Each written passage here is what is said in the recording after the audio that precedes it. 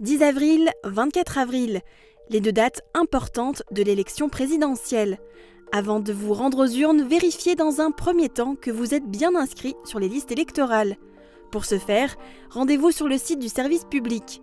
Si ce n'est pas le cas, notez qu'il est désormais trop tard pour effectuer les démarches, vous ne pourrez pas voter. Si l'inscription a été faite, direction votre bureau de vote. Ils seront ouverts dans notre arrondissement de 8h à 19h. Vous trouverez l'adresse directement sur votre carte d'électeur. Une carte que vous devrez présenter pour accéder aux urnes.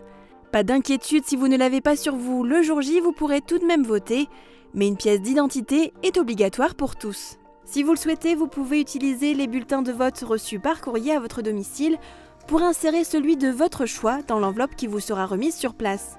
Sinon, vous pourrez tout simplement utiliser ceux mis à disposition dans votre bureau. Vous ne pourrez pas vous rendre aux urnes, il est encore possible de demander une procuration.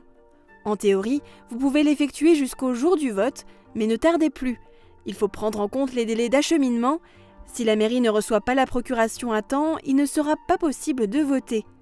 Pour faire une demande, 2 options, vous rendre sur le site maprocuration.gouv.fr, puis aller dans un commissariat ou une gendarmerie pour la faire valider, ou se rendre directement dans un commissariat ou une gendarmerie pour faire l'ensemble de la démarche. À noter que la personne choisie pour voter à votre place n'a plus besoin d'être inscrite dans la même commune que vous, elle devra cependant obligatoirement se rendre dans votre bureau de vote.